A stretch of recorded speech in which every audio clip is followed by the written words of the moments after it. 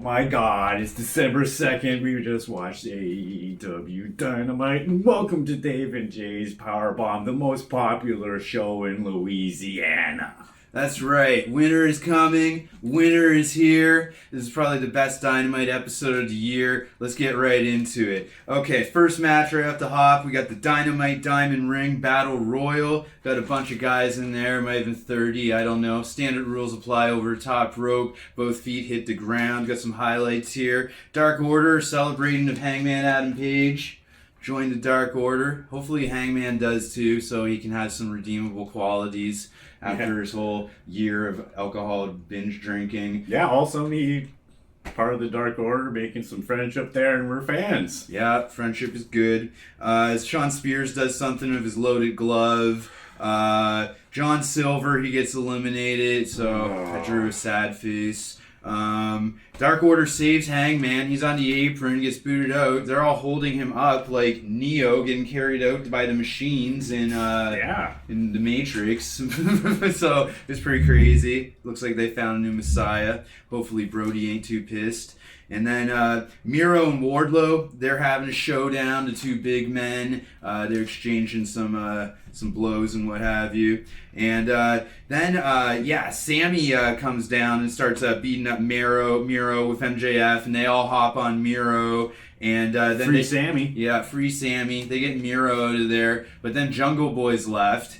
And they're on the apron, and something happens. There's apron action. Someone gets screwed by MJF. Yeah, Sammy gets screwed by MJF, I think. Fuck you. He likes MJF. Are you saying fuck you to Sammy or MJF? What side of the fence are you on? I'm pro Sammy. I'm pro Sammy. All right. Okay. So then we're going to have MJF and Wardlow. We got the final two. But Orange Cassidy was never eliminated. I saw him roll out and never get back in. And I kept thinking he's going to take a nap and he's going to win this friggin' thing. But does he win this fucking thing? I don't know. So then, I guess there's three guys left. Wardlow, MJF, and Orange Cassidy. Yeah, he won.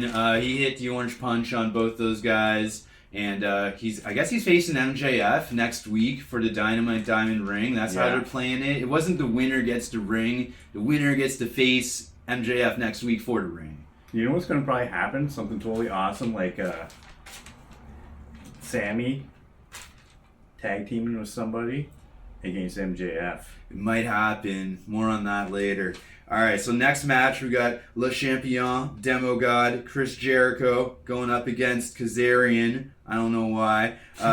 Jericho's out there with Ortiz and Hager. They got an epic Judas sing-along. Jericho hits a awesome eye poke on Kazarian. Then the boys are being the boys outside. It was Kazarian. Yeah, just chilling out, just hanging out. Asking how he's feeling, checking on him. Checking on Kazarian, making sure he's okay. Because he's getting up there in years, right? So he's got to check on him. Everybody's got to take care of him. Cool. You know, good boys being boys, taking care of everyone. Then Jericho hits a code breaker. It's not over yet, though. Yeah, they made sure he was just fine, and he gets up in the ring like, oh, thanks, guys, and then bang. just runs right into Jericho's elbow like an idiot.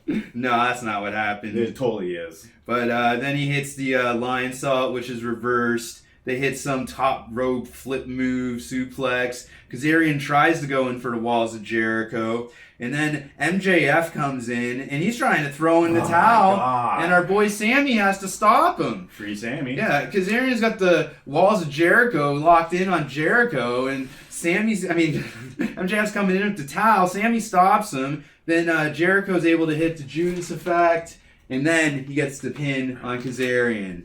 And then they're fighting. There's a lot of inner fighting happening. The Demo God has to make them stop. He's like screaming, cut the shit. And there's an Inner Circle Ultimatum next week. They got to get their shit together in 7 days. That must have been so traumatizing because I totally forgot about that ending. That's why I was just like... You skipped right to the finish. You're like, cheers the fact it's over. Sorry, There's a whole bunch of shit with the towel and stuff.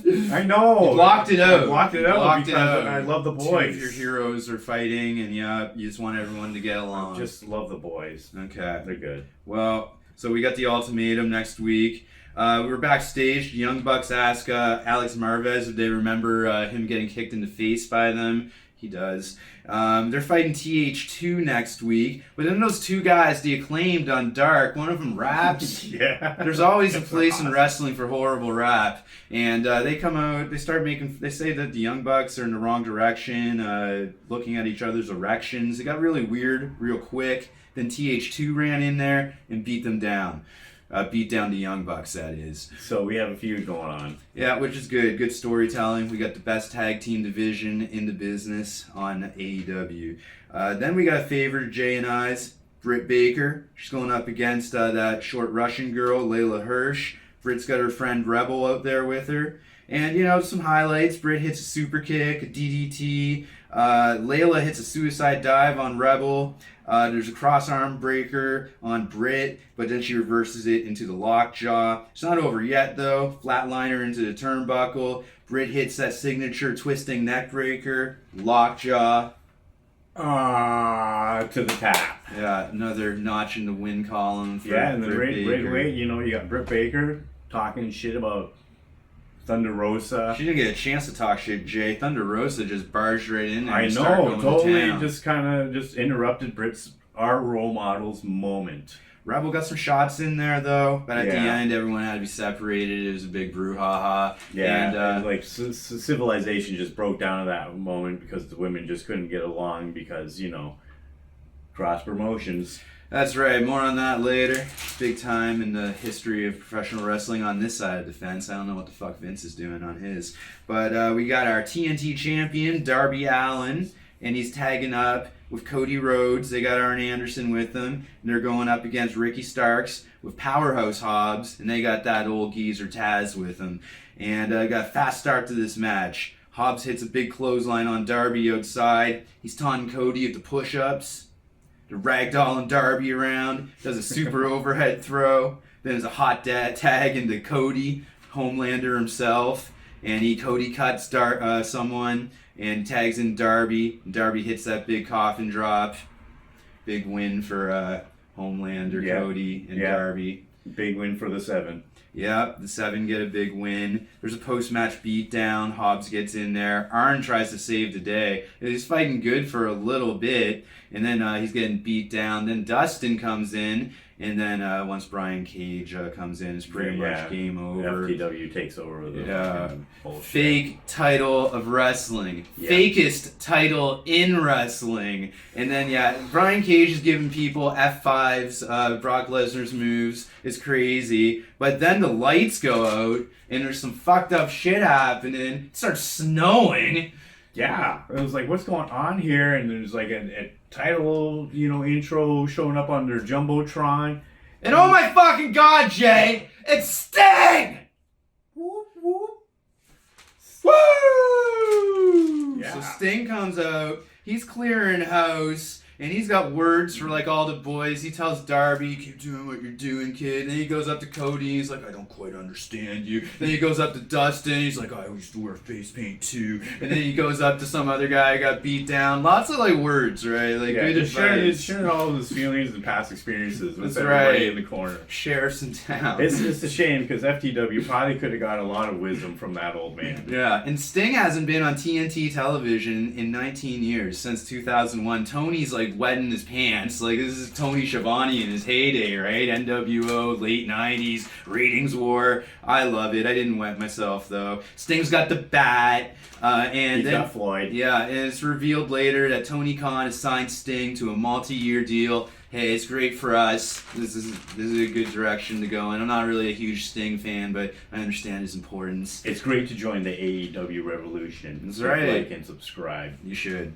And and then what do we got? Oh yeah, Abadon. She's coming next week, and they're asking Shida about Abadon backstage, and like she said, she's not scared, but she's scared shitless. And then she calls Abadon a zombie cosplayer, and then she runs out of there when she hears some bells ringing or something.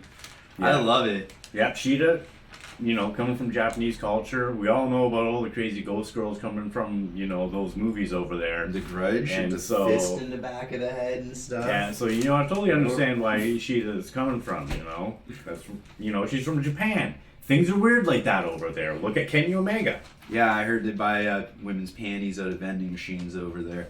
Okay, so then we got Sting speaks next week. Okay, and then we have when everyone came to see the AEW World Championship match. This is the big one. Oh, winter is coming. We're here, man. We got Kenny Omega versus Jon Moxley. Kenny Omega's all business. He doesn't have the K-pop Asian cleaner women coming out doing his entrance this week. It's solo time. And this is a one-on-one straight-up wrestling match. Moxley's really showing his inabilities here. Yeah, you can just see there's no skill. Like, what are you doing in there? Like, a little bit of a headlock. I can jump out of the ring and throw myself against objects. I can bleed. Can't wrestle. I can't probably throw a DDT. That whatever thingy-dinger I have moved. There wasn't a lot of highlights on Moxley's half here. Sucks. Like, Omega, he hit a Hurricanrana. There's some outside ring plays, just Moxley throwing him around, can't wrestle. Yeah, Mox just moving. It was like, this is all I can do. I can throw arm shots. I can blade myself. Yeah, I'm good at blading myself. I can roll in hats. And, I can waste your time with Eddie Kingston. Yeah, that was a waste of time. So then, Omega, he hits that Katoro Crusher. He hits a knee bar on Moxley. And then Moxley hits that X-Plex. It's like a suplex, but then he kind of like flips the guy, and it's like a power bomb. Only a few people can sell that. Then we got this. Kenny's going off the top rope springboard, and then he gets nailed by a paradigm shift, but Moxley doesn't go for the pin. Then he grabs some chairs, and he's like, he wants to get intentionally DQ'd. He knows he can't beat Omega, right? Yeah. Then he sets up the two chairs, and they're sitting down, and then they're punching. They're just slapping, and slapping. It was like way to bring down. Why is Kenny Omega wasting his time with this talentless piece of turd? Yeah, so then Omega's fed up. He's like, okay, we're gonna start wrestling. So he nails a V trigger right away, and then he hits 2 Snapdragon suplexes in a row. Moxley hits a garbage clothesline because he can't wrestle. He hits the paradigm shift, which Kenny can kick out of, which he does. And then Moxley goes for a suicide dive outside the ring into Kenny's knee, V trigger. Then he hits another V trigger. And then he, in a fuck you to other company, he hits a super pedigree, that Triple H's finishing move, onto Moxley. He's like, I think of you other company ass clown. And, Mox kicks out though, because he's, even Moxley's not going to go down to Triple H's move. I mean, come on, that's just kind of like, it's low. We've seen people like FTW do some low shit, but that's just don't blame you, Mox. So then, we're not mad at you there, Mox. And for everything else, you're trash. And so he hits another V trigger. He goes for a one-winged angel, which is reversed somehow. Then he hits a ripcord V trigger, and then he's got Moxley up for the one-winged angel. Moxley's struggling, and then Omega turns that into a German suplex, scores a near fall. But then Moxley really starts getting dirty. He hits that paradigm shift outside the ring into the heaters. Jeez. Yeah, it's like really stooping to a new low, right? And what was supposed to be like a standard one-on-one wrestling match. Exactly. Moxley cannot apply to the fucking rules. Yeah, so they gotta check on Kenny because he's hurt here. He got paradigm shifted in the heaters, right? Like shit's off the chain. Burned in his eyes or something like that. We got I believe he's one of the general managers of Impact Wrestling, Don Callis. He was doing commentary, which isn't too uncommon. He's been showing up every now and then, and he's showing concern for Kenny. I guess him and Kenny go back a ways. This guy has been in Kenny's life, probably in Winnipeg for a lot of it, and he's checking on Kenny. And then, Mox, he just grabs Kenny, no care or regard for the safety or concern of anything, throws him back in the ring. Don grabs the mic, he's like, Kenny's hurt, eh? Maybe, another time, guys. We gotta check on him. We gotta keep the health of our true champion intact. Moxley grabs the mic, Don Callis, not even a competitor, not even a wrestler, putting his body on the line because Moxley can't be trusted with a foreign object. And, then Omega's pissed. He just saw one of his friends get smoked, so he picks up the microphone and he hits Moxley in the head with it. Right, Old Testament, eye for an eye, and then Moxley's bleeding. good. It's all he's good for. And then there's another V trigger, not twice, not thrice, 4 times. And then it's a one-winged angel. Ah! Jon Moxley's reign of terror is over. Finally, holy shit, enough is enough. New champion, Kenny Omega, justifiably so, and him and Don Callis, they're on the way on the G5 jet off to Japan, I suppose, to celebrate. And then some guy tracks them down trying to ruin their moment, but the moment's not ruined because Moxley... Because Kenny Omega, our new AEW champion, is going to be on wrestling next week on Tuesday, not Wednesday. Impact Wrestling, Tuesday. We're doing 2 shows next week, Jay. We're doing Tuesday Impact. Never thought I'd say that in my life. And we're going to cover Wednesday as well. This is a big time for pro wrestling. We're doing a lot of promotional stuff. Does that mean I have to learn more people? We're probably just going to focus on it doesn't the end, matter. but... You know what? Jon Moxley, you're the one that broke the rules in the first place by the gentleman's match. So don't be going out there complaining. It was like, oh, Kenny hit me with a fucking mic and was whining about it. You can't do that because you're the one that fucking broke out throwing people into the shit outside the ring because you can't fight inside the ring. I'm fucking out. This is Dave and Jay's power bomb.